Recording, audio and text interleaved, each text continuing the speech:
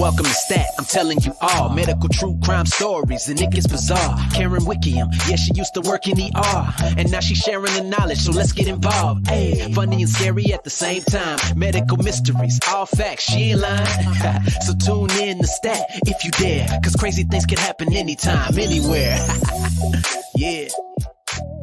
Mary.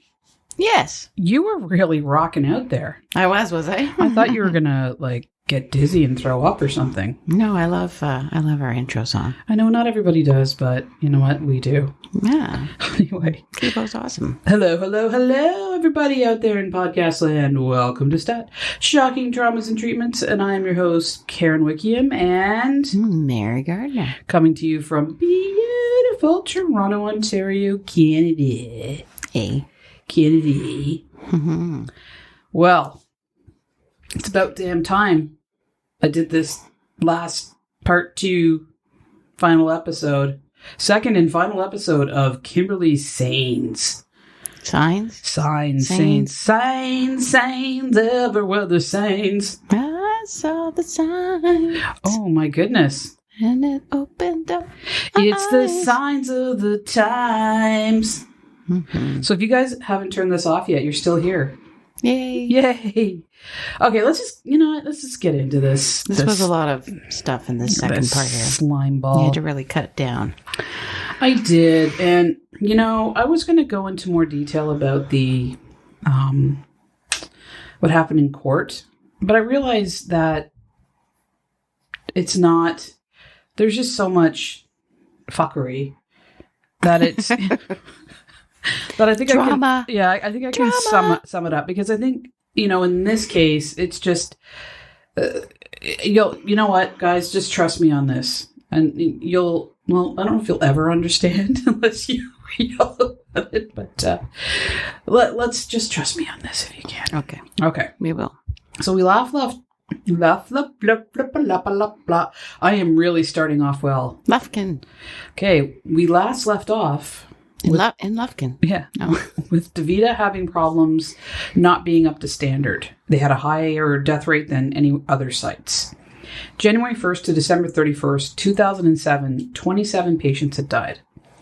However, from April 2nd to April 28th, 2008, 34 patients were sent to hospital, and there were at least 5 deaths. So think about it. In one entire year, there were 27 deaths. But in 27 days, there were 5 deaths. Okay, yeah, something's up there for sure. Yeah. So they needed to try and identify the problem. And I don't know if you remember, I talked about Amy Clinton, who was brought in as a new nurse supervisor, or at least to supervise the goings-on, to find out what was going on. And there were a few other monitors that were brought in with her, from, a physician level to each, LVN, a PCT, just to look at it from their perspective as well.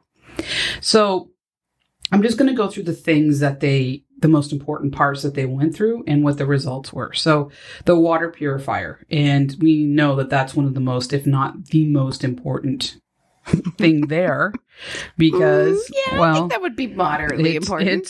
For sure. Obvious. So they purified their own water, and it's a really complicated process.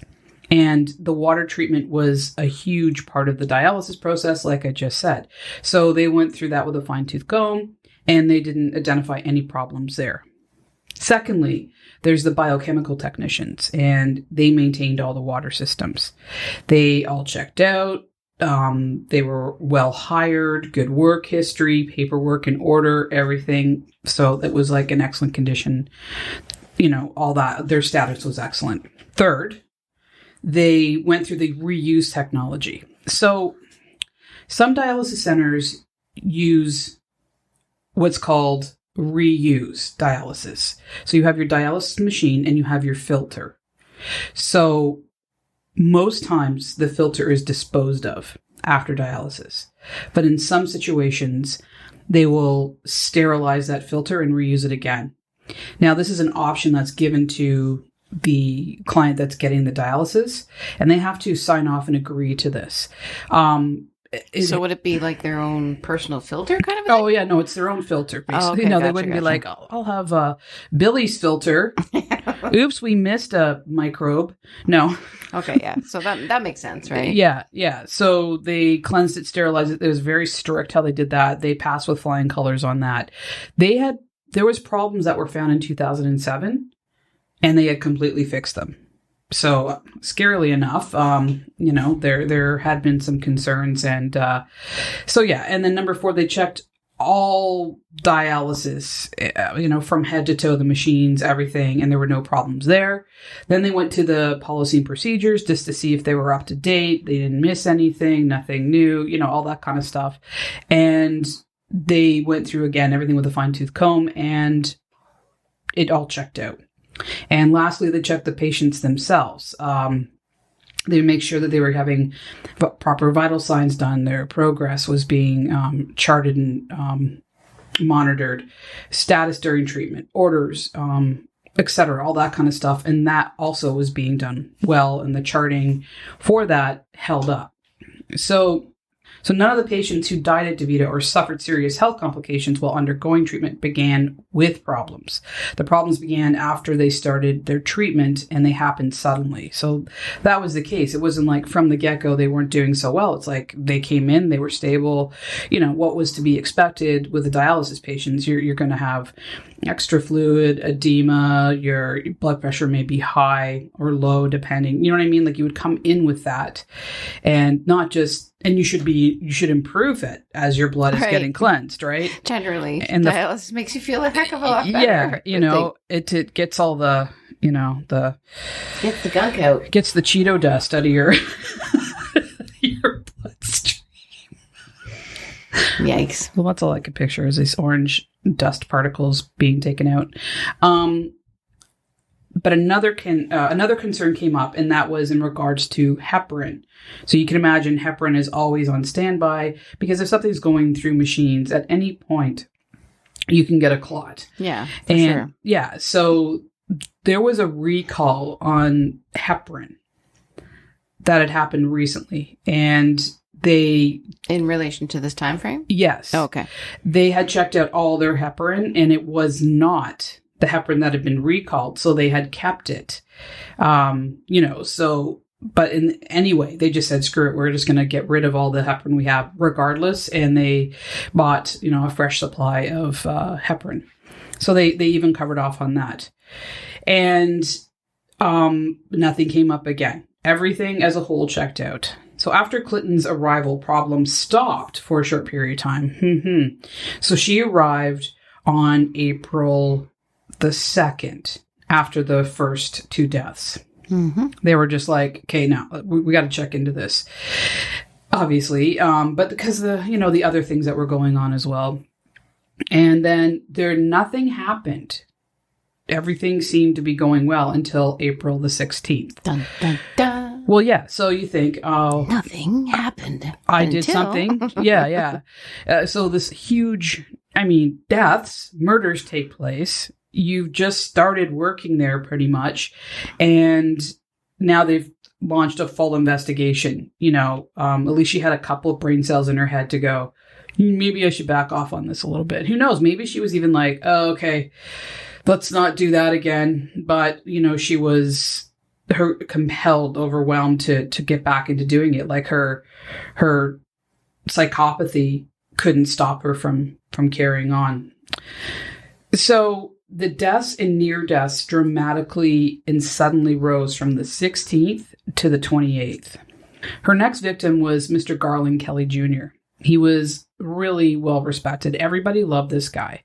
He never let anything get him down. I'm just going to give you a little bit of a background because, he was an amazing man. He grew up in segregated Lufkin, in segregated neighborhoods, schools, hospitals, right? All of that horrible shit that went with segregated times. The high school he was going to didn't, and this blows my mind, unsegregate until 1970. I was born in 1970. Yeah. I was born in 68. It's just insane for me to think, I mean, how could I possibly ever understand this in any way? This guy was so amazing. He was just like, you'd think that he would have had justified deep-seated anger, but no. He was an incredible human being. His wife quoted as saying this, he often said that it wasn't up to him to judge others and that he had no control over how other people felt, that it did him no good to worry about it. And he was taught by his parents and family to value hard work, honesty, education, and the good Lord. So, you know, he's just like, it's not on me, it's on you. Yeah. And it's wonderful outlook. He could have been, he could have been bitter, but he didn't. And he'd have every reason to be, it right? Like, yeah. But people like this in like him in the world are just so rare. And I want to be around people like that just to absorb their natural beauty and everything. So in high school, he was a good student and an excellent football player. He got a scholarship to play football and graduated in 1966. He met the love of his life, LaFrancis, and they got married after she graduated from college. He worked as an insurance agent and he refereed high school football games. He just never got away from the love of the sport. Mm-hmm. Cool. So he and LaFrancis had 3 daughters, and he was incredibly proud of them. He taught them the same values as he was brought up with. When he was 53 years old, he was diagnosed with renal failure. He was young. I mean, that's how old you are. Hey, no giving away my age. I just say like you care. Yeah, that's. Was he diabetic or something? He had a kidney transplant, but it gave out after 3 years, and that's when he started dialysis. But you know what it says here, along with the dialysis, he had type 2 diabetes, COPD, and hypertension. So I don't know if that's something he had or developed after the fact. He probably had that before. So that answers the question of why he went into kidney failure. Okay. And at one point, shortly after he started dialysis, he got gangrene in one leg and had to have it amputated. Oh, boo. And he would never let it get him down. People would see him out doing yard work and mowing the lawn with, just the one leg and the prosthesis. They were just like, this guy's incredible. Like, nothing gets him down. He doesn't look for any reason to feel sorry for himself. So, yeah. So here's a quote from a friend. Even after he lost his leg, there was never a time where he felt sorry for himself. There was never a time when he didn't attempt to lift people up around him. It just wasn't in Garland's nature to focus on his problems. So, as you can imagine, he was so well liked at Davita. Yeah. I mean... Sounds like a cool dude. Yeah. And then his wife just said, I just want to talk about him because, yeah, just a lovely sounding man. Yeah. And his wife said he never met a stranger. You never knew what he had gone through. And the way he carried himself. So, he was often described as a sweet man. And again, I talked about people having routine with their dialysis 3 times a week, 4 hours at a time. You have to find a way to pass the time. So he would come in with his breakfast, like a boiled egg and some fruit or whatever, and he'd sit himself down and he'd watch sports. There had never really been any problems when he had gotten dialysis before. So he was stable when it was hooked up at 05:36 in the morning, and he remained that way until 7:30, as per his PCT, who was assigned to him. So that's the patient care tech. Okay. And her name was Sharon Dearman. So the staff started breaks at 7:30, and like anything else, it's like breaks are at these times, you cover off each other and carry on. So just like I said, Dearman stated that half the staff were off the floor, including shift supervisor Sharon Smith, when the monitor on Mr. Kelly's dialysis machine went off. Dearman immediately went to see Mr. Kelly and found him unresponsive. The med nurse for the day was Kimberly Saenz, and she was standing by his bedside trying to reset his machine. But when he was unresponsive, she was just standing there doing nothing. So she was trying to reset the machine, but then he was unresponsive and she was doing nothing to help him. So Dearman called for help, clamped his lines immediately, started CPR, called an ambulance. And Mr. Kelly never regained consciousness. He remained in a coma for 4 months and died later on August 15th, 2008. Can I just say that, like, I really hate her? Yeah. I mean, that's why I want to tell the background the best I can of her victims, because these aren't just numbers. These are real people. And we, I've said this over and over, that these serial killers are the ones faces that everybody else remembers, not the victims. Not so much. They His often poor family. And if he was 50? Well, I don't know how old he was when he died, but he wasn't 60, I don't think. But yeah, I was going to say, he wasn't that old. So on April 16th, the same day as Garland Kelly, Graciela Castaneda was the next victim. She was an elderly Hispanic woman who spoke a little English. She was married for 43 years and had 3 daughters. The importance why she didn't speak a lot of English is because most of the people there didn't speak Spanish. So especially if she wanted to call out for help. Yeah, convey something. Or if a nurse was doing something like signs, she couldn't really ask her, like, what are you doing? Right. She couldn't really. There were staff there that did, but you needed to have the staff on that day in that moment that she was doing something, right? So remarkably, she had been getting dialysis for 10 years. Now, wow, that's a lot. Most people it's for 3 to 4 years, but she had been getting it for 10 years. When she started her dialysis that day, she was stable, but at 8 o'clock, she went into cardiac arrest. Crash cart arrived and epi was given at 8:08. She was rushed to the hospital and she survived. So there's a test, LDH. Yeah, she survived. So there's a test that's done, as a standard or, part of the blood profile that's sent off. And one of them is for LDH. 2 days before, her LDH was 219, which is well within normal range. At the hospital, the blood was taken immediately within 20 minutes of her getting there, and it came back as 2,150. So, which is an indicator. A high LDH is an indicator for hemolysis or cell damage. So, an elevated LDH is also a marker for bleach poisoning. So, at the time, they didn't know it was bleach. People hadn't been injected with bleach. Like, at least no one knew about patients being... well, it's like evil. Who thinks of doing that? Yeah. So, if it's other poisons, you can say, when this comes back, we know that it can be related to this. But they didn't really understand, why it would come back that high, except for the fact that she had cardiac arrest and it would come back high. But there was nothing specific to point them in direction of poisoning. So... the next patient was Miss Marie Bradley. On April 23rd, 2008, this Lufkin residence was the next victim of Kimberly Saenz. She graduated from Lufkin High School in 1948. She worked for Jim Walter Holmes for 23 years. When you don't see people working that long in any place anymore, except for, yeah, it's not as much. People job hop a bit more to get. So, different generations are. It's different. I think it's just different. Everything's set up, but yeah. So she worked there for 23 years. In 2000, she had a heart attack and had kidney problems and started on dialysis at the Woodland Heights Hospital, one of the hospitals that Saenz had worked for briefly, like a month. So then she moved to Davita on May 7th, 2007. And she was otherwise healthy and active. She drove herself to and from treatments. So she was having it originally at the hospital, and then her care was transferred to this, like an outpatient. Yeah. Right. Davita's that's what they do. They just strictly do dialysis, yeah. So on April 23rd, 2008, at 11 o'clock, she was stable, tolerating the treatment well.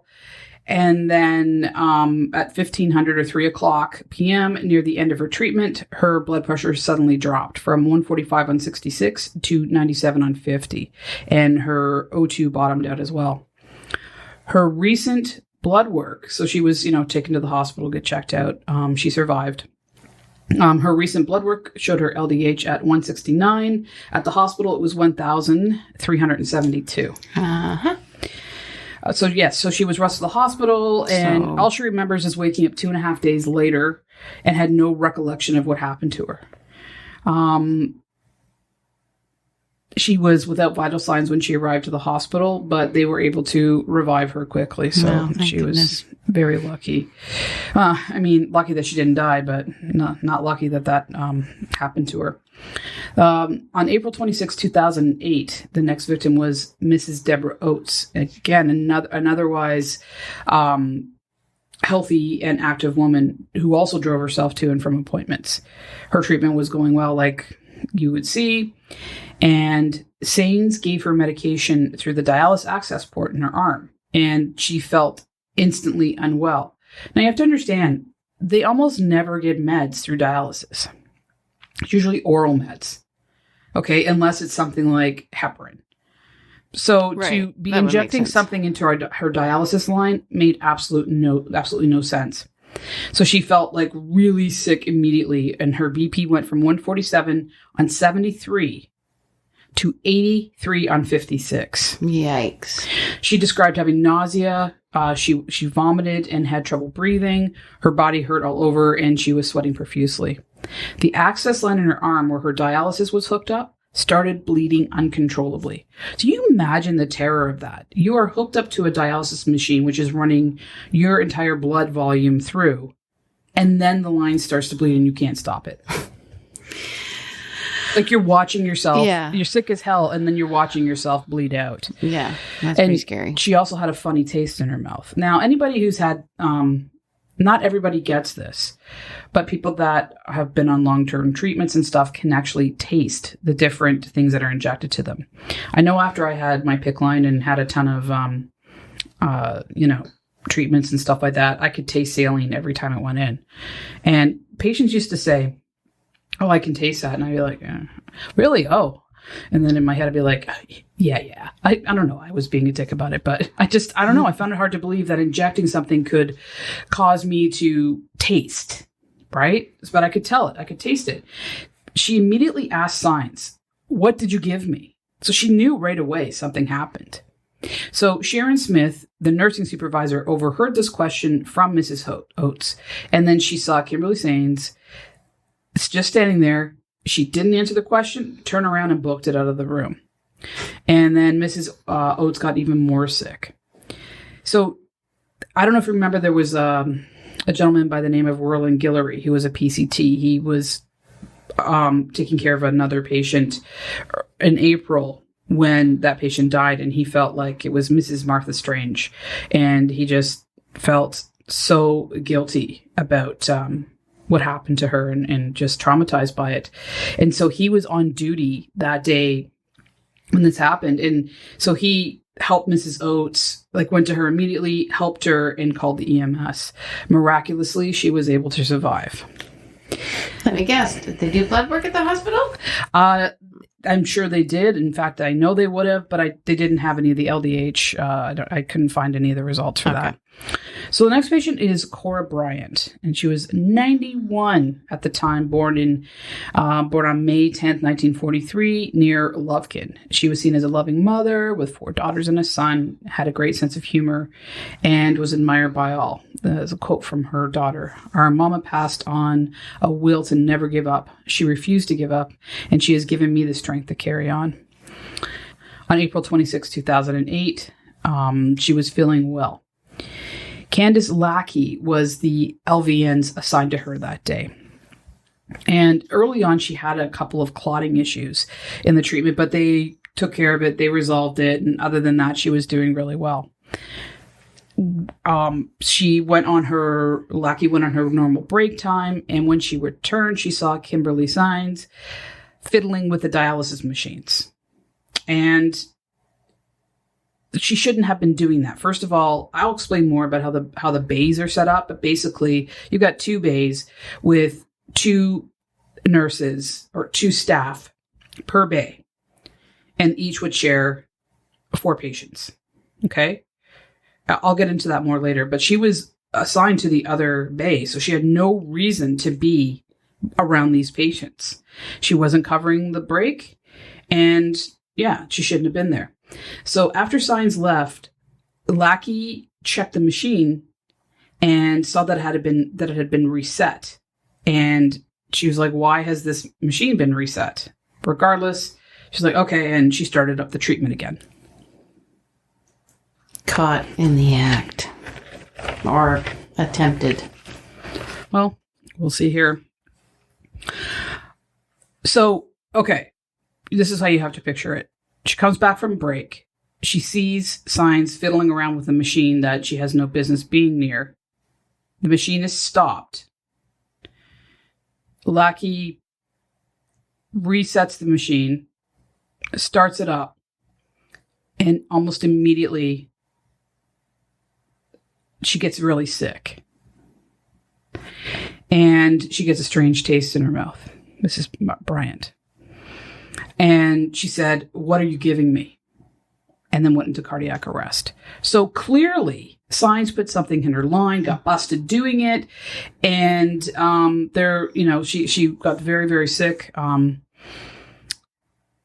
because this has been happening so often, the staff had become really good at doing CPR and running the crash cart over, going through that whole protocol. So, so everybody jumped in to try to save her life, except for Kimberly Saenz, who just stood there and watched.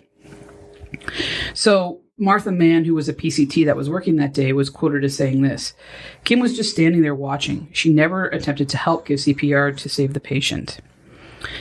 The one thing here is, I mean, all these patients are victims, and direct victims from this psycho. But Candace Lackey suffered guilt for many years.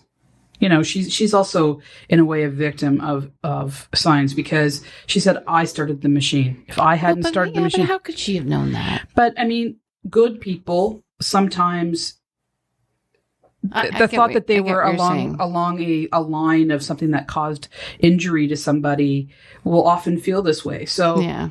And of course, so like we said, she had absolutely no reason to do so. And the guilt was even more pronounced, the fact that Mrs. Bryant passed away at the hospital. That just standing around doing nothing, does that remind you of anybody? Reminds me of all of everybody. I mean, that we've covered. Beverly Allen. Yeah. I mean, for one, yes. So then there's Mrs. Opal Few. Opal Few? Opal. Like the little Opal and Few. It's kind of a cool name. Opal Few. Yeah. I like it. Her first name was Opal. And her last name's Few. Oh, sorry. I thought it was a hyphenated name. Okay. No. Yes, Opal. That's like definitely a certain generation. I love it. I love it too. Opal. Yeah. So she was great aunt Opal. She was a Lufkin native, born on October 13th, 1916, graduated from high school, married, and ran a boarding house. 1916? Yeah. How old was she? 91. Wow. Yeah. She ran a boarding house and was known as a loving mother, good person, and who was deeply religious. And she instilled excellent values into her children. She was well liked, and she had been healthy her whole life. She had become deathly ill at 87, and this illness caused her kidneys to go into failure. And so she'd been started on dialysis at 87. She was very independent and self-sufficient. Her health was quite good, all things considered, up until she was 91.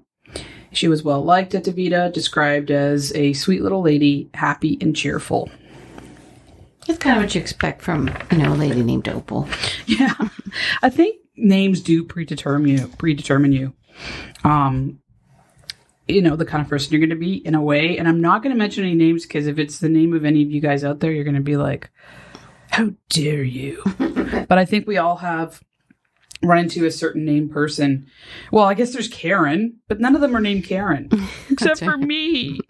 Every time I want to speak to the manager, I just zip it up. I shut my mouth. You just say you're Kay. Yeah. It's like, I felt this drive to speak to a manager, and I'm like, for what? Karen. You don't have to be a Karen. Remember when we were at that one store, and the one girl was helping us at the self-checkout, and she was like, "Oh, Karen, I don't know anything about." I was like, "Are you been living under a rock?" She didn't know anything about Karens. Maybe we have our noses into our phones too much. Good point. Yeah. No, I'm the first one here. I kind of envy somebody that really doesn't know this stuff that's going on, because it's like they're actually living their life. At least that's how I perceive it. Anyway, all right, let's get back to this. On April 26, 2008, she had been offered an earlier appointment due to a cancellation, and she was really happy to take it because it's like, all right, good, I can get this done and over with, have the rest of my day. And Danya Hartsfield was her LVN assigned to her for the day.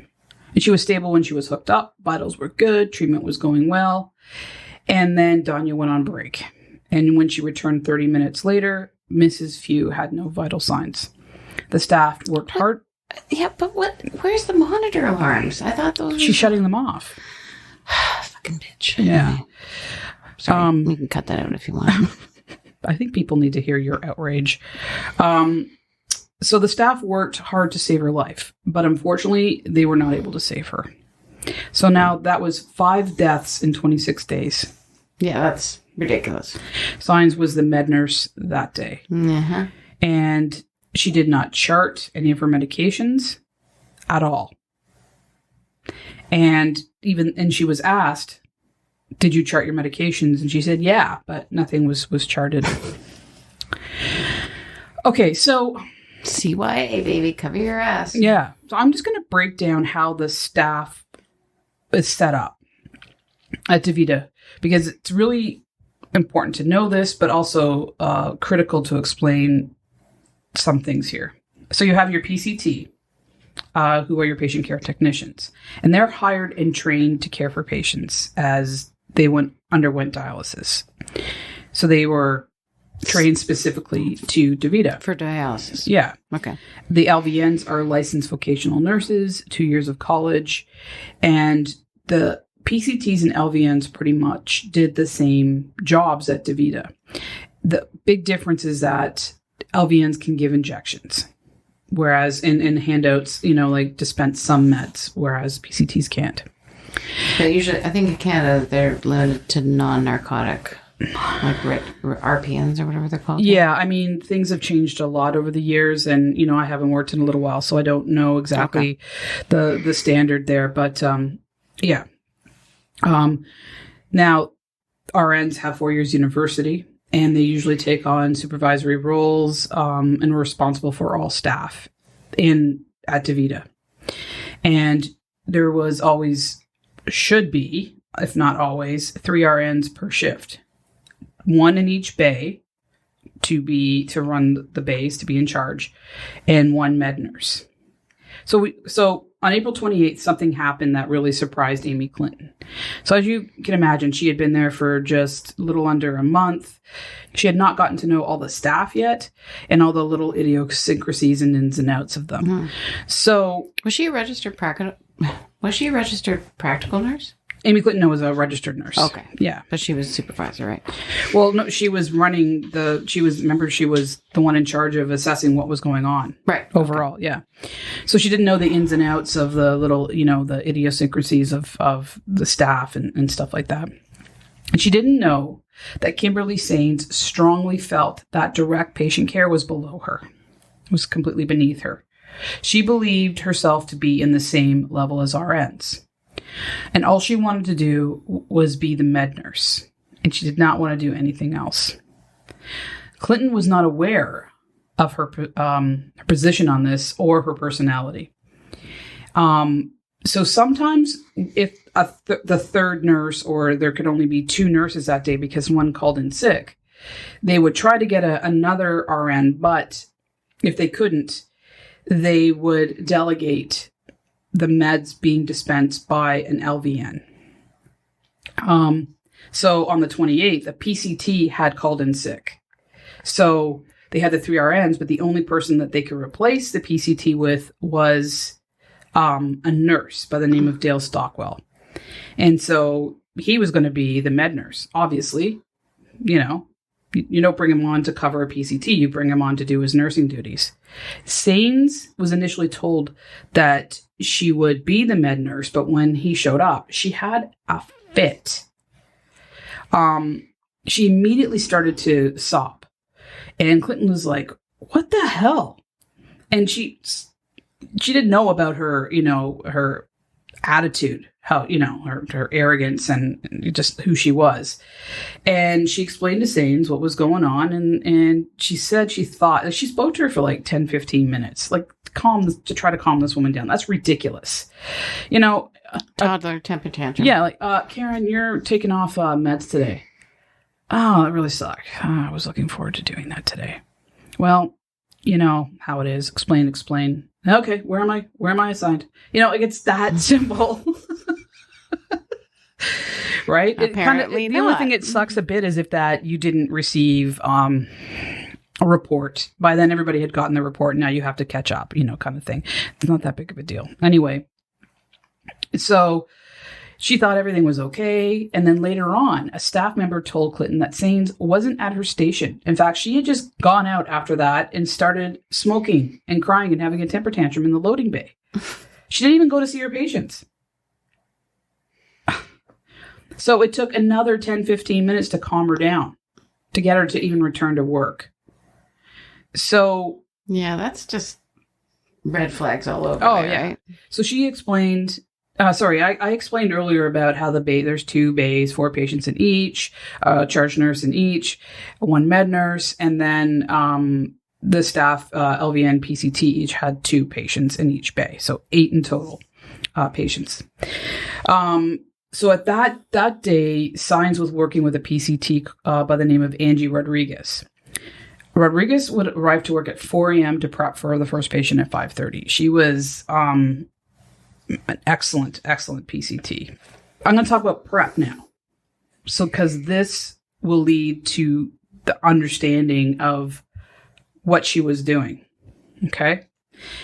So each patient had 2 bleach buckets. They were actually small pails, but okay. Bucket 1 would have a 1 to 100 ratio of bleach. And that was measured in a little measuring cup, poured into the bucket, and that's what was used to clean surfaces before and after treatment. Surfaces that your skin would touch and your that. But the second bucket had a 1 to 10 ratio of bleach, and that was used to wipe away any blood or anything like that. You might get a blood drop, that kind of thing. Right. So you need a stronger solution. Exactly. And both would be used for the entirety of a 10-hour shift, thrown out in a whole new buckets were made up for the second shift, the next shift.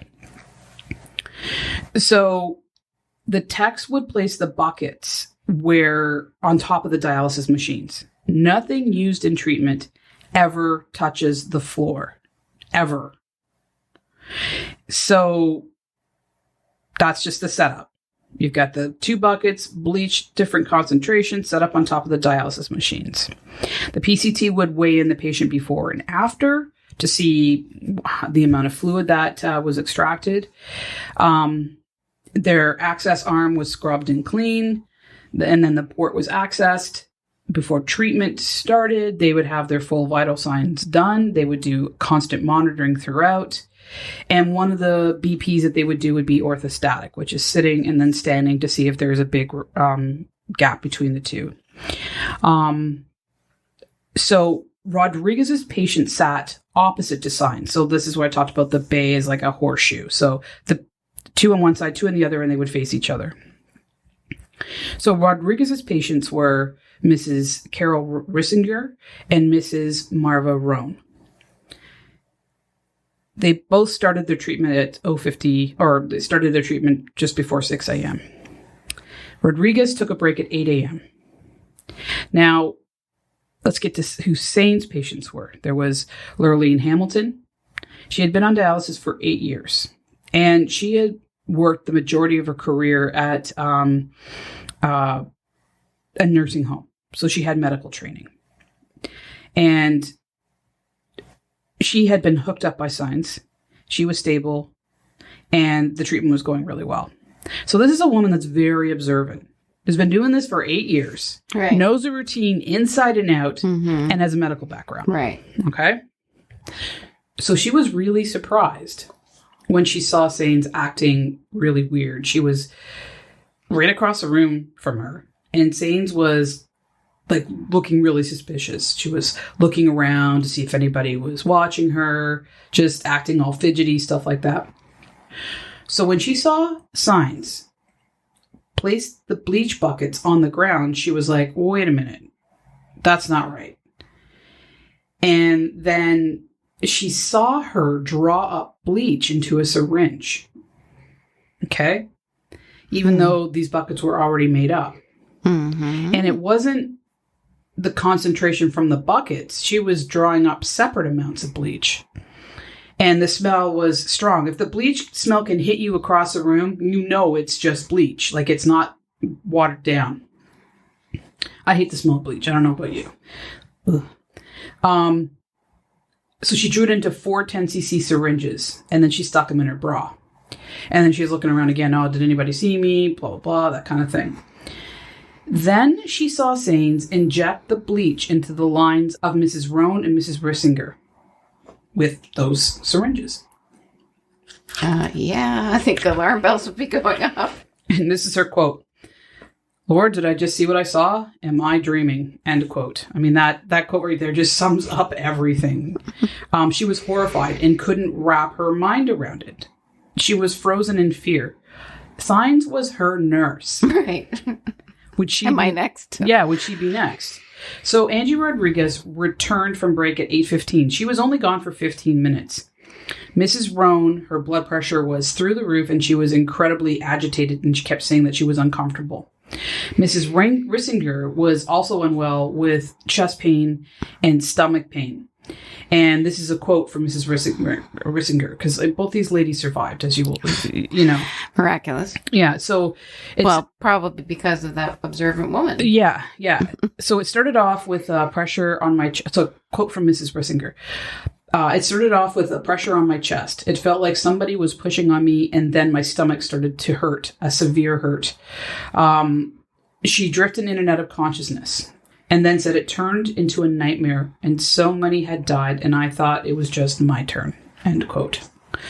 So Dr. Nazir. So they knew, so even the patients knew shit was going on. Well, they're there all the time and they knew a lot of people were dying. So, it's like opal and. Here's the thing. This is where medical serial killers or medical monsters get away with it because deaths are expected and they have drugs on hand. There's so many ways that a patient can pass. Right. And you go through periods, bad periods. And I know that sounds ridiculous, but I've seen it. I've seen where you don't see one of a specific injury and then you'll get, for 6 months and then you'll get 3 in one day. And what the heck is going on? But typically dialysis is not a place where people would... Not in the dialysis. Patients would die because dialysis, your kidneys no longer work. Right. Right? So patients that would have so many comorbid, disease going on. And so, yeah, death was not unexpected, but yet people don't die in the chair while getting dialysis. It's very rare. This Dr. Nazir, who I'm talking about, said in his 22 plus years, he had never seen it. Speaking of him, he was at another dialysis center and he was called in to assess Mrs. Rissinger's chest pains. By the time he arrived, the staff had managed to stabilize both the patients. When Mrs. Rissinger's husband arrived, he demanded to know what was wrong with his wife. And he was like, what did you do to her? Because, he knew things were going on too. Now, meanwhile, Mrs. Hamilton who was a normally really quiet, easygoing woman, was terrified. And she didn't want Saenz to come near her. She called to a PCT that she trusted. This was Yasmin Santana. And she said to her, I saw her inject bleach. And Yasmin's like, no way. Because no one thinks, first of all, you just don't. Who's that evil? What? Come on. I mean, you're going to follow through on it. But right off the bat, you're like, come on. Except for nurses that follow true crime and be like, where is it? Where is she? Well, yeah, I mean, I guess her first reaction would be like, are you sure? Incredulous. Why would she do that? Mm-hmm, mm-hmm. So. Although if people had died recently, you think she'd be like, maybe that would explain things. Well, I think it's just so shocking. And like, here's the patients that are like, they look like they're going to die. It's the same symptoms as before. And now the patient says, I saw this happen. Holy crap. Anyway, so she went immediately to Amy Clinton. Don't let that bitch near me. Yeah. She went immediately to Yasmin went immediately to Amy Clinton. And Clinton was like, wait, no way this can be happening. But she went and followed through on it, obviously. Right. The thing is, it wasn't just Mrs. Hamilton who saw this happen. The person sharing the bay with her and sitting next to her was another woman by the name of Mrs. Hall. She saw it too. And then when she heard her speaking to Yasmin and then to Amy Clinton, she's like, wait a minute. Holy crap, I thought I was hallucinating. I saw it too. So now there's two people that have witnessed this. And they were, they were facing those patients, but had a bit of a different perspective from what they saw. They're not sitting directly next to each other, but they both saw her do it. Well, and I mean, the stories were almost identical. And the other important thing is they both saw her drop the syringes into a sharps container. So they could both say, we saw her do this, and they saw from the perspectives of their angles. So that's where there was like maybe a little bit of a discrepancy, but otherwise it was exactly the same. So Clinton spoke to Saenz, and she asked her a bunch of questions. She's like, did you put the bleach buckets on the floor? Yes. Did you give any meds? No. But she did. And so then later she goes, oh, yeah. I flushed a line with saline. And Clinton said, did you chart it? No. Go chart it. And then she's like, why did you flush the line with saline? Oh, there was a clot. Now, there is always a saline bag piggybacked to the line. So she was injecting saline into a saline bag. It makes absolutely no sense. It's like, I was giving saline in the saline bag when all you have to do is flick the line open, and run it through and then clamp it off. So, she gave herself away. So basically everything was asked except for the buckets on the floor she lied about. Well, I mean, surprise, surprise. I thought she said she did put the buckets on the floor. No, that's what I'm saying. Aside from admitting to putting the buckets on the floor, everything else she lied about. Then that's like, wouldn't that be like one of the most standard things? Like floor, feet, germs, right? Like that's why they don't go there. Right? Yeah, exactly. So Clinton's like, you know what? I'm just sending her home. This is Saenz, go home. And she did. So with her out of the building, Mrs. Hall and Mrs. Hamilton calmed down. They're like, okay, she's not going to touch us. Yeah. And then they went to the chart. She didn't chart anything. So Clinton now told Dr. Nazir what happened. So he shows up because one of the patients are having chest pains. Holy crap, it's going to happen again. Oh, guess what? These two patients saw her injecting bleach into these two patients. And he was like, no, of course. Because, again. Who would do that? Who would do that? So he kind of screwed up. Uh-oh. Because they recovered quite well. I guess I don't know. Maybe they just jumped in fast enough. Maybe the way she didn't wasn't as effective. I don't know, but some reason these patients recovered quickly. But he said, you know what? I want you to go to the hospital to get checked out, get some blood work done, that type of thing. But he didn't tell them why. So they didn't go. I mean, these are patients. No, but come on. I can imagine. I've been at dialysis all friggin' day. I feel fine, even though I get it. I can totally see it. But you almost died. But they don't know that. They don't know that. I can get it. So, but he screwed up. He should have just said, look, we think you've been poisoned. Go get checked out immediately.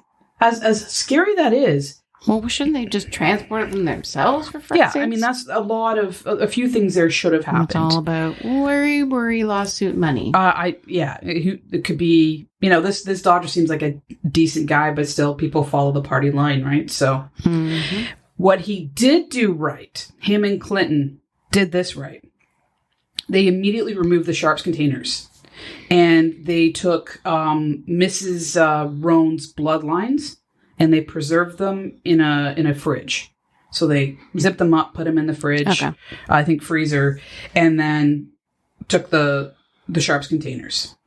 So this was April the 28th. So right away they called the police department and said, look, we've got a serious situation on our hands here. So this sergeant by the name of Stephen Abbott was Lufkin Police Department. Is this huge, tall teddy bear of a guy who looked very unassuming, but had was military police, had been working for a lot of years as a cop and then a sergeant. And people would look at him and say, oh, this looks like a simple, easygoing dude. But really, in his brain, he was a meticulous investigator. But they're in Lufkin, they were used to dealing with petty crime. There may be I was going to say, it's not a really big place, no. right? I mean, this would be an unusual occurrence. Drug offenses and stealing, maybe some assaults, but not serial murder. Yeah, alcohol-related stuff and that kind of crap, right? So he's like, oh my God. Well, I'm sure he wasn't like, oh my God. He was like, okay. And he did an incredible job handling this investigation.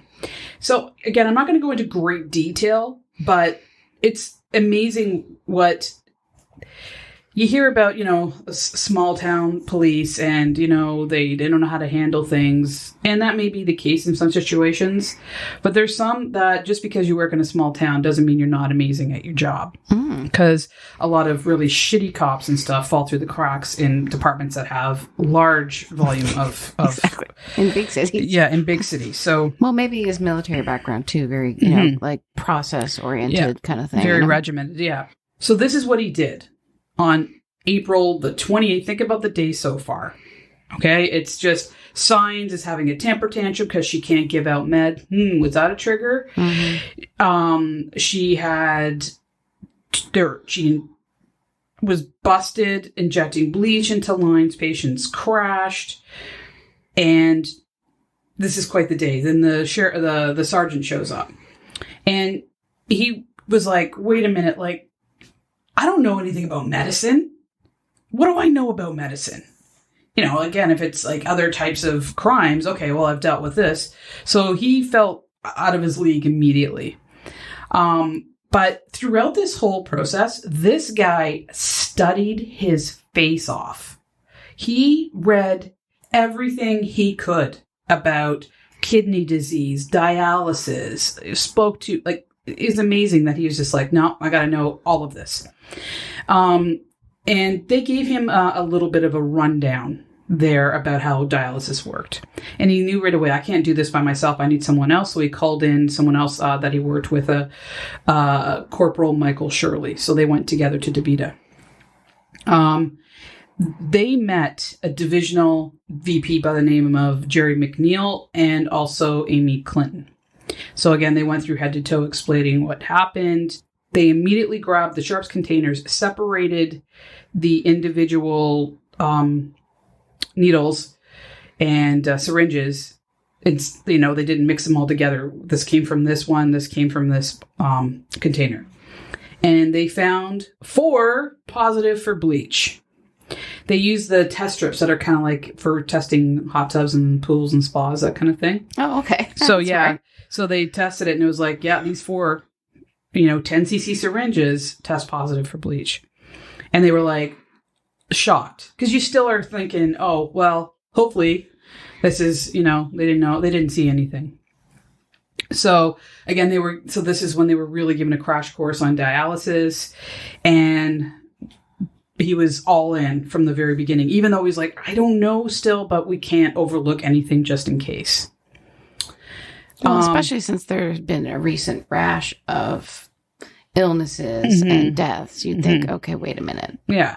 But at this point, this was an investigation for aggravated assault. They didn't know anybody had been murdered yet.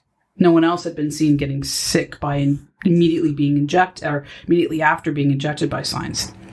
And the one good thing is that the Clinton and Nazir were thinking ahead, that every patient that had died of a cardiac arrest or had gone into cardiac arrest, they reserved or preserved all of their bloodlines. I just don't know why they wouldn't have had them tested at that point. But so all the people in the last month who had cardiac arrests, whether they survived or not, and the bloodline from Mrs. Rones that day, and then now they have the syringes. The CSU was called in, so the crime scene unit, and they collected every single sharp container from the entire department. And these would obviously become critical evidence for murder. The trial, yeah. Yeah. They stayed until 10:30 that night, collecting everything and anything, taking pictures, going through the whole place, grabbing everything they could think of. And an important thing was that they took pictures from where Mrs. Hall and Mrs. Hamilton sat. So Perfect. They could see what they would see, right? Mm-hmm. And that's where they could see there was a little bit of discrepancy between the two stories from them. Mm-hmm. And if they were identical and no discrepancies, they'd be like, they kind of contrived this themselves. But they didn't. They were as, it was perfect. You could see that they were bang on. Genuine, authentic. Like, this is what I saw. This is what I saw. Yeah. And neither one of them had a bone to pick with, or an axe to grind with Saenz. They liked her. They thought she was friendly. They would talk about Bible stuff and sometimes sing different things like that. They weren't like, oh, we're going to get that bitch. It was like, what the hell, right? They were fooled. Yeah. So like I said, took pictures. They spoke with all available staff and most importantly with Jerry McNeil and Amy Clinton to get all the information they could from them. So one of the most important things they discussed with them was the drawing up of the bleach.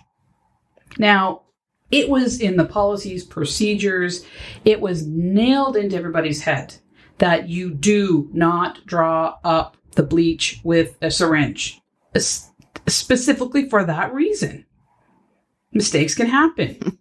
Oops, I grabbed the wrong one. Yeah, but still, so that's I meant to get the heparin. Yeah, but no, you know what? Accidents can happen. So it's like you never, and if you got caught, you were like lambasted for it. Mm-hmm. You just didn't do it. It was grounds for, kind of being suspended and maybe fired if you continued to do it. And this is why they had these little measuring cups.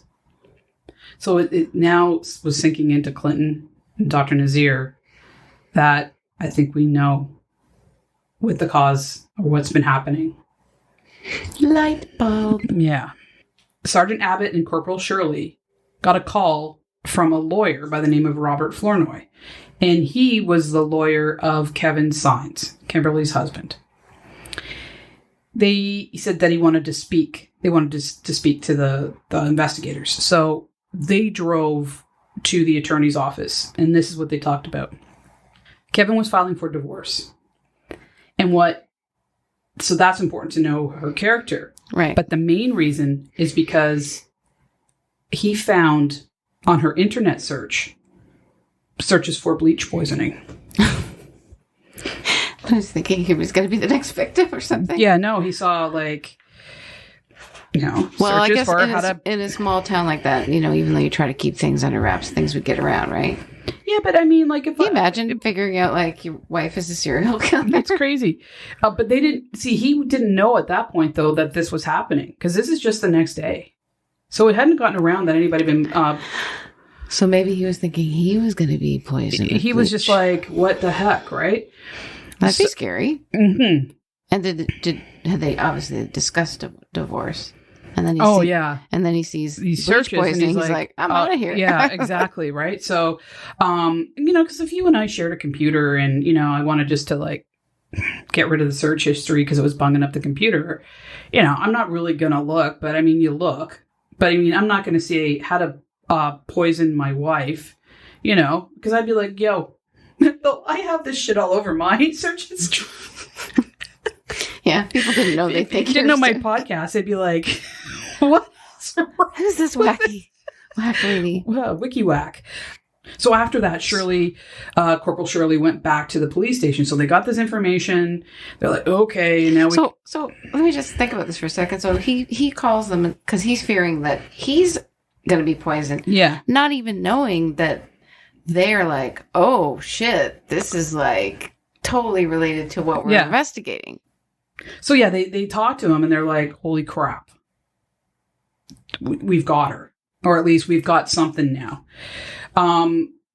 So after speaking with Kevin Saenz, they went and interviewed Mrs. Hamilton and Mrs. Hall back at the station. Again, both credible, both excellent witnesses. Mm-hmm. And especially if their story doesn't change at all with the same. Yeah, exactly. So next, they were to interview Kimberly herself. So this is an important thing. Investigators want to speak with potential suspects as soon as possible, especially when the crimes are as serious of a nature as this one. And the sooner the suspects are interviewed, the better, because they're more likely to talk, even with their rights read to them. Because especially the slippery, slimy sociopaths like this, they want to tell you their side of the story and see if they can spin it into their favor and mislead or divert them. So they wanted to get on her right away. And I want to talk a little bit quickly, just because I found this really interesting, and I never really thought of this before, about direct versus circumstantial evidence. Now, I always thought that direct evidence was the one you want, and that circumstantial evidence is good, but you want the direct evidence. Because you always say, that's circumstantial in the court, and you hear, boom, the judge saying, order in the court. But the fact is that direct evidence is eyewitness. And as we know, as people can lie, they can misremember, they can be manipulated. Okay? But circumstantial evidence is finding evidence that leads to the circumstance of the crime. So DNA, fingerprints, and other scientific evidence. So circumstantial evidence is more important. It's not just circumstantial. It's not just like, that's circumstantial. Objection. So, like, finding bleach in a syringe after the direct evidence. And then you have the circumstantial evidence that supports the direct evidence. So, right. I don't know. I just kind of... Giving us a little lesson. I needed to learn a little bit more of the difference between the two. Because I'm always like, why are they always like, that's circumstantial? When there should be like, yeah, damn right it's circumstantial. Look how good this is. Anyway. So, on the 29th, Saenz was fired. So, she was told, the staff, they were told, we're having a emergency meeting, April 29th, first thing in the morning, everybody has to be there. She's like, nah, I don't feel like it. So it was a perfect timing for Clinton to say, all right, that's it. You're out of here. You're fired. Okay. So now they've gotten her out of the place. Thank God. Yeah. So now they're like, okay, let's go talk with her as soon as possible. They showed up at her house and asked her to go to the station with them. You want to get someone out of their comfortable place and bring them to something where they're not as comfortable, therefore maybe more willing to speak. Or maybe slip up. Yeah. And they could also videotape it there, which was really important. So she agreed to ride with them to the station, but she said, look, I've got to arrange for a babysitter from my daughter for after school. Can I just go in and grab my purse and make a quick phone call? They're like, yeah, sure, go do it. And they waited in the car. And it took a long time. I'm like, this is taking too long. Oh, no. So anyway, they got her. She climbed into the car. They drove her to the station.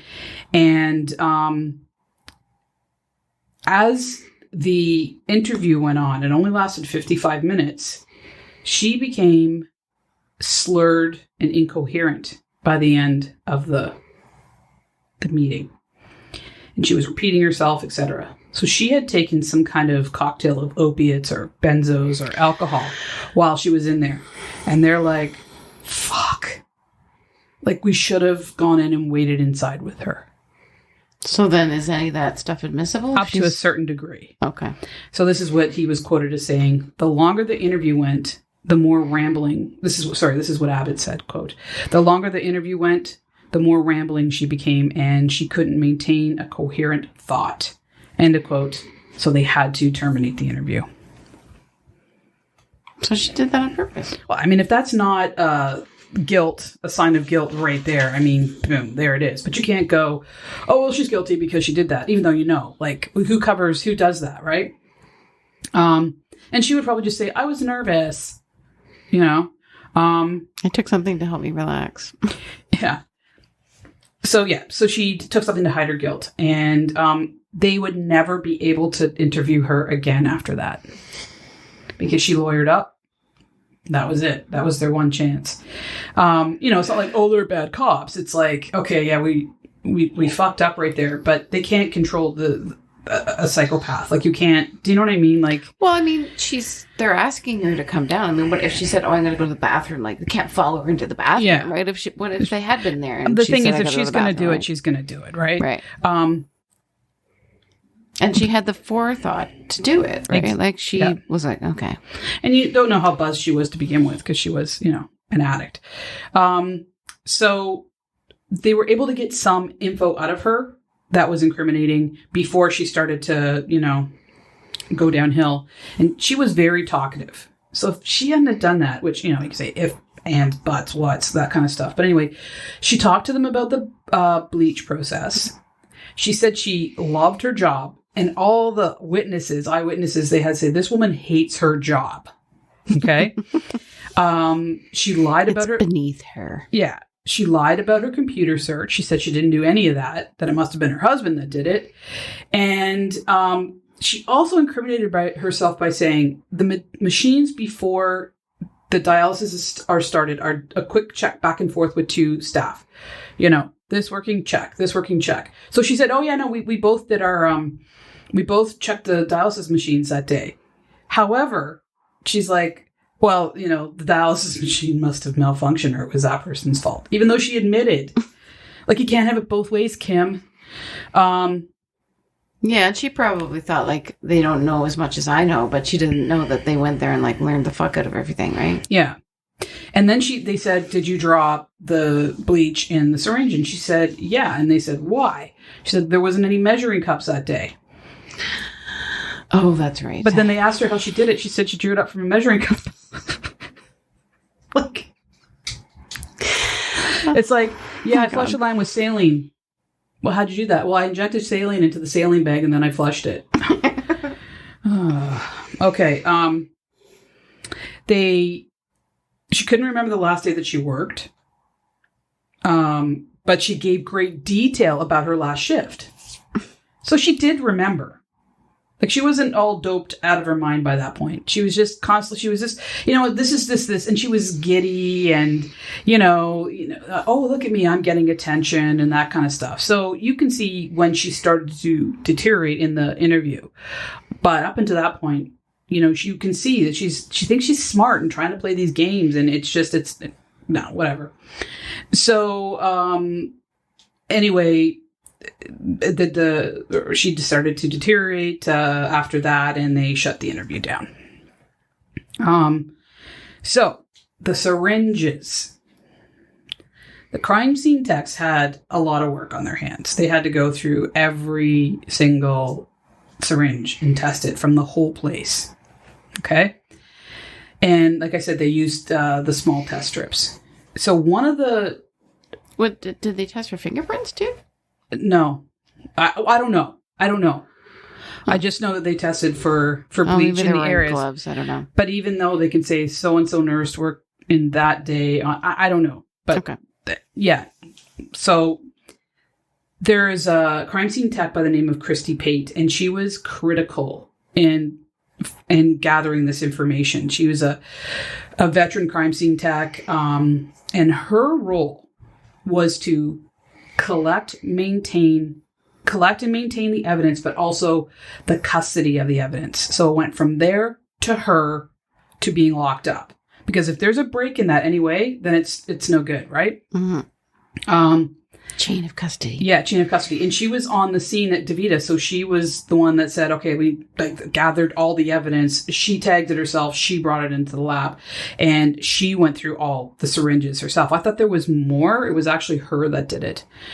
So initially, she was just testing 10 cc syringes.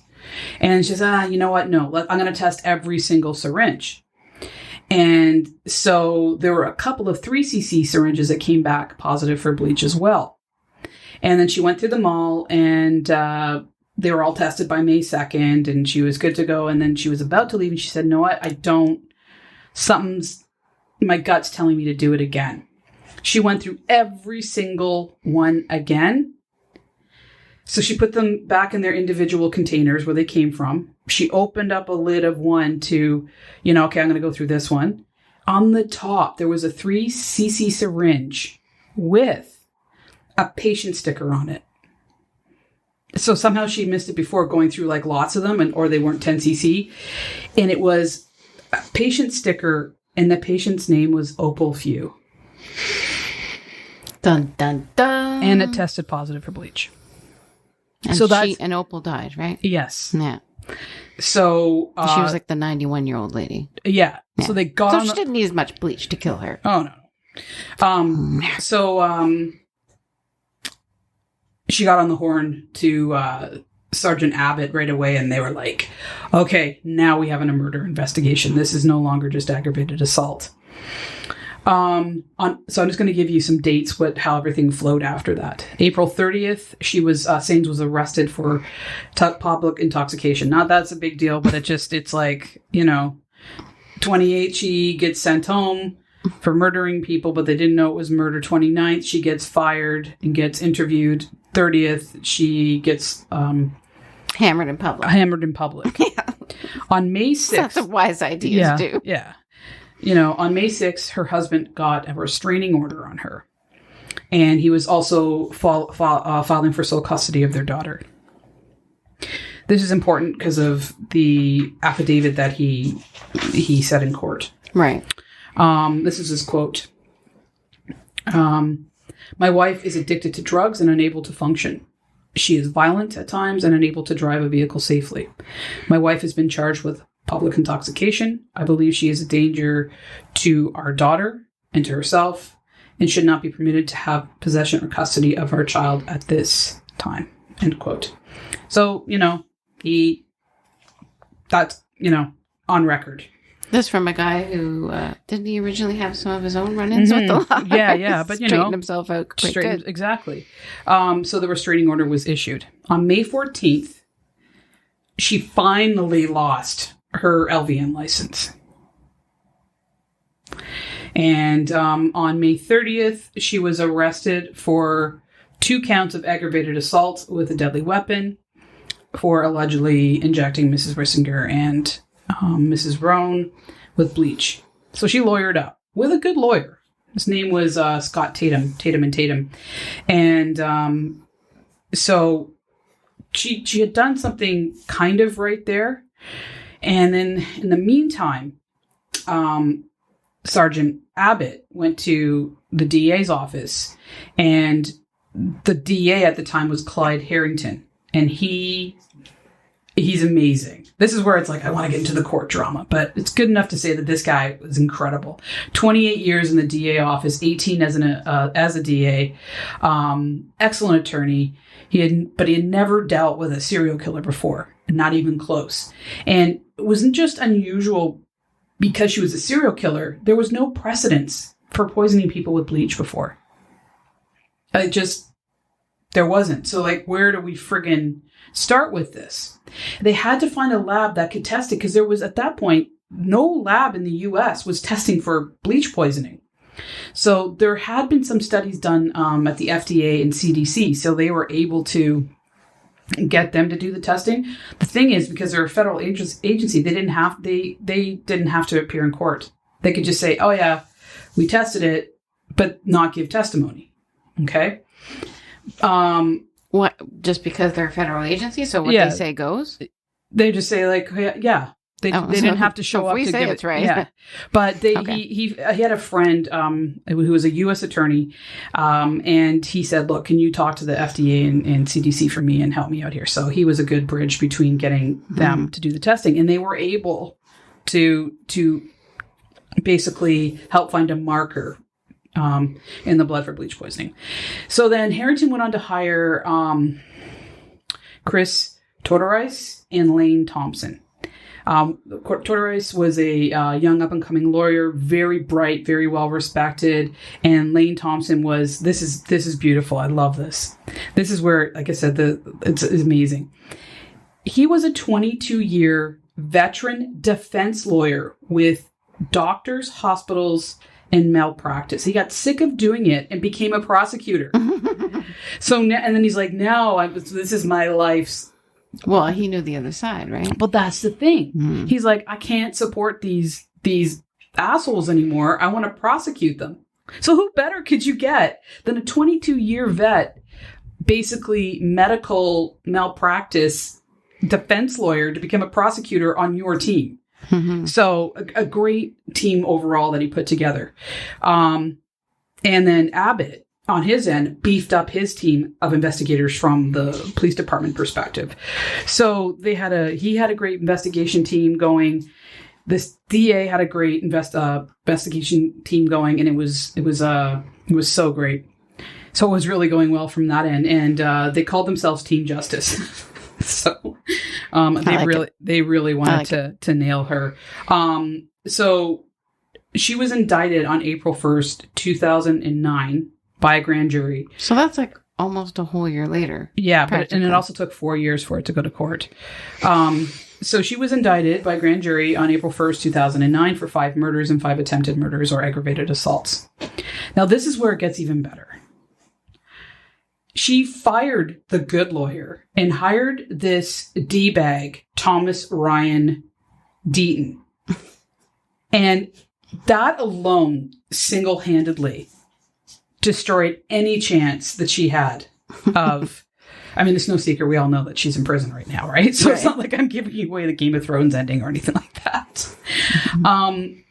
I still gotta get back into Game of Thrones. I watched the Red Wedding episode and then I just was like, what walked happened? away. And that's it. Yeah.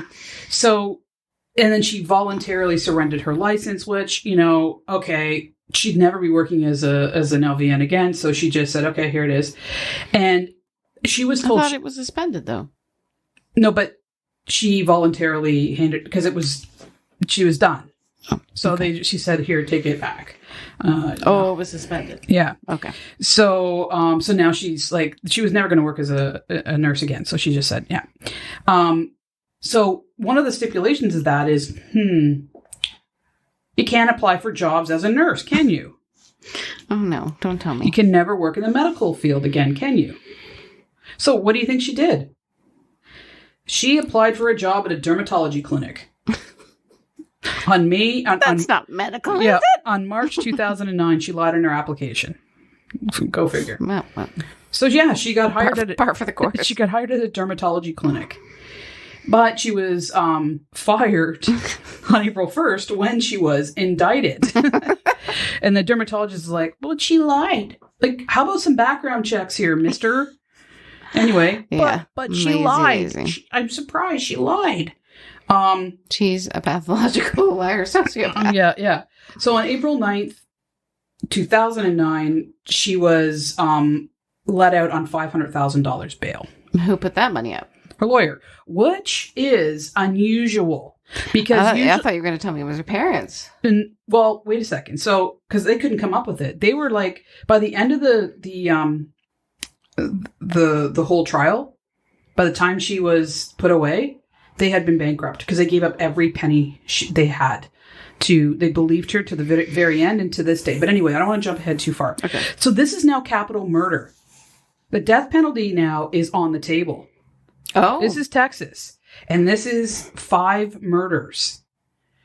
So the fact that how does someone who has the death penalty on the table get out on bail? Yeah. It's because her lawyer put it up, which just never happens. So I don't know. She was allowed to be out on bail. Something suspicious there. Yeah. So just a few important notes here. When it's a capital murder, a capital murder specialist attorney has to be on the team. So there was a lawyer hired by the name of Stephen Taylor, who was just one of those amazing lawyers, and he'd work on capital cases. And so he had the special license for that. Huh. Okay.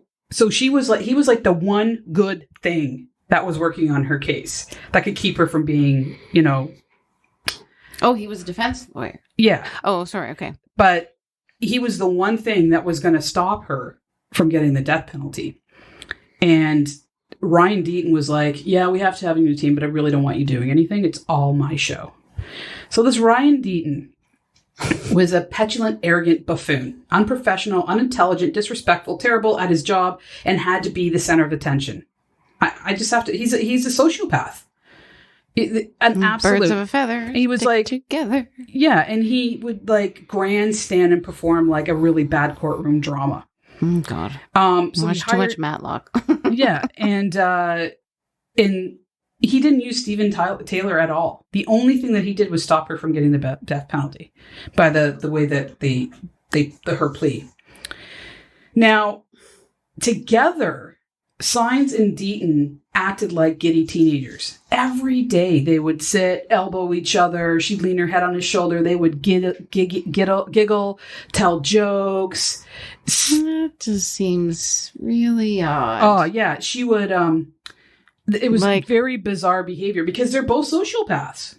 Both sociopaths. Now, yeah, was there something else going on there? I don't know. And I don't think so. I think they were just like two teenagers in the cafeteria, acting like the cool kids or thinking they were the cool kids. She was constantly turning around and smirking and laughing at the victims' families. Now, her family wasn't any better because they would giggle and laugh along with them. They were 100% convinced she was getting off. He was 100% convinced. He convinced them that they had zero to worry about. Nothing. Well, it was all a big joke. Yeah, but he just believed, like, this is not you believe in yourself so much that you can do anything. This guy, you can believe in yourself, but be realistic and go after your dreams as opposed to not put the effort in and just assume that you're gonna, right? So he constantly pissed off the judge. He was always trying to stall. He was unprepared. He would lead witnesses. He caught lying in court. He was always trying to like postpone things. In times where he should have been cross-examining someone, he didn't. He's like, nah, I've got this. I don't need to, he just, where it was like an opening he could walk right into. He was like, no. I wonder, do you know if he cross-examined the two ladies? Yes. And I was just, that was the next thing I was getting to. Sorry. He was yelling at them. Don't yell at little old ladies. Yeah. The one lady had passed. Mrs. Hall had passed. Oh. Because, about that point, 4 years had gone by. And that's why it was critical to get these eyewitnesses on the stand because they were sick and dying. Wait, right? was she the one who worked in the nursing home? No, that was Mrs. Hamilton. Oh, okay. So she was there. You know what I mean? Yeah. So she was on stand and he yelled at her. He tried to discredit her. He disrespected her. He was brutal. And the jury hated him. And he would just dig a bigger hole for himself in terms of credibility because they're like, why is he screaming at this little old lady? Like, not little old lady, at this elderly woman who is here as sick as she is telling as a witness. So they were like, he's such a scumbag, but we still, just because he's a scumbag doesn't mean like, you still have to be impartial. When all said and done, this jury was considered like amazing by the things that they went through. They just circus. Well, they looked at everything. Again, my favorite word today is fine-tooth comb, but they did because they're like, we can't allow his behavior and her behavior in court to overlook what the actual evidence is. So, the one thing that I thought was like, this is so good. They really believed that at the end of it, they had the mic drop, the ultimate mic drop, because they had what they thought was the the witness on stand. Yeah, there's Mary's dropping the mic apparently. Okay. No, it doesn't work. This is more like it. So, and it was a doctor by the name of Dr. Krusetsky. And her testimony had holes all through it. She was an expert witness. And the younger lawyer, he just respectfully and patiently just went at her. And he blew holes throughout her whole thing. She discredited herself. He didn't have to do it. So they're like, fuck. That was it. That's what we had. That was our ringer. That was everything, right? And so on March 28th, after closing arguments, and I mean, the closing arguments were devastating. Harrington his probably sucked. Well, Harrington was so upset because Deaton was trying to throw out this scapegoat theory. Oh, this huge corporation is just using Kimberly as a scapegoat to hide all their blah, blah, blah. Right. And so that was one of his like really bad, theories. And he was just so incredibly disrespectful. And so is Kimberly, that when he was giving this closing argument, he was in tears because he was so angry and so outraged by what happened over that those weeks that he kept it inside because he's like, I'm not going to stoop. And by the time he let it all out, it was so passionate, and he had like tears running down his face.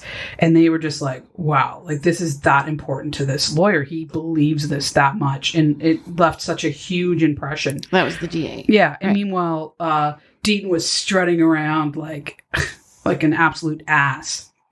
So, and he would talk to the jury like they were idiots. He'd be like, that 1 + 1 = 2, right? Oh, God. And they're like, but you're wrong. It's actually 3. And let me explain to you why. Why? Because I'm not sure that any of you have graduated. Like, he was that brutal. And so on March 28th, after closing arguments and they went to retire, like they were the party atmosphere was over. They were just sitting there looking absolutely stunned. They knew they were screwed. Time for a plea deal. Yep. Anyway, no, because the one thing that Steven Tyler did was have the death penalty taken off the table. There was that if she pled out at this point, before like it all came through, if she pled out, then they would take it off the table. If she didn't, it was still going to be left on the table. So on March 20th, that was the capital defense lawyer who just sat there and twiddled his thumbs. Yeah, even though he could have, like, who knows what kind of damage he could have done. Right? Anyway, so March 31st, she was found guilty for 5 deaths and 3 aggravated assaults. They couldn't prove without a shadow of a doubt that she had, injured Mrs. Rissinger or Mrs. Casanita. So they couldn't prove without a shadow of a doubt. They called it was not guilty.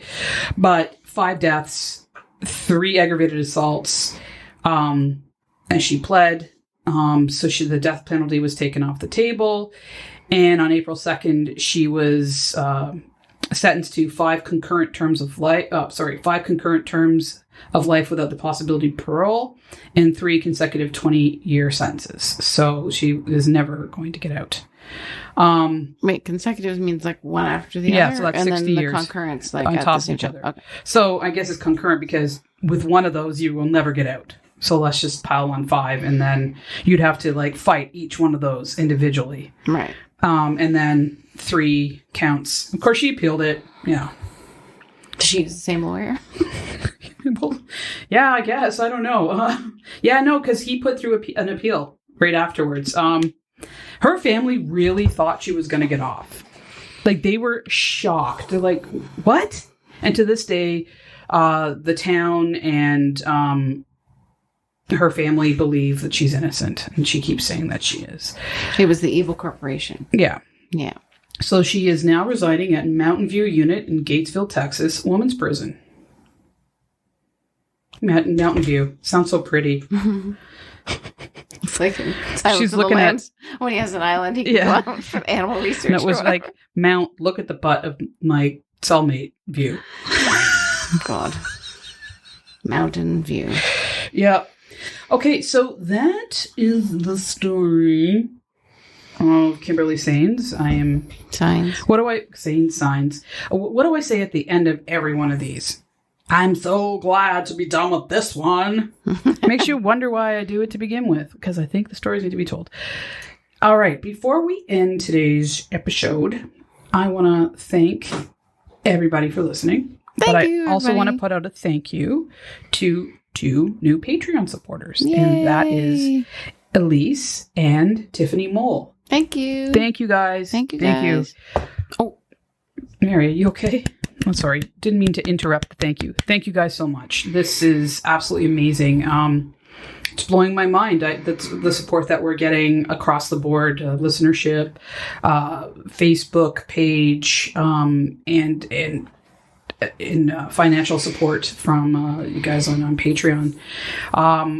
It is really helping out a lot. Makes a big difference. And we've had some serious technical support issues lately, and it's that money has helped us sort this out. Today is the first time in a while that we were able to speak on separate microphones. That's right. I'm over here. And I'm over here, because you can see that, right? So thank you guys for your support. Thank you to everybody. If you're interested in supporting us on Patreon, if you want to just head over, you can see the perks that you get.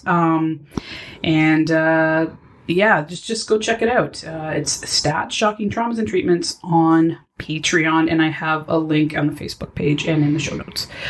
And yeah, that's it. New episode is coming up soon. We're going to have Dr. Sandra Watson back on. Yay! Shortly to talk about more pet stuff. And just thank you guys. And remember to take care of yourself. Take care of one another. And most importantly, love yourself. Peace. Crime and it gets none realer. Sometimes it'll be the cure that'll kill you. Gotta watch out, yeah, you gotta watch your back, cause you don't wanna be another episode on Stat. Thank you for tuning in, learn a thing or two. These medical mysteries can be unbelievable. Yeah, subscribe, make sure you do that so you'll be tuned in and be ready for the next show. Stat.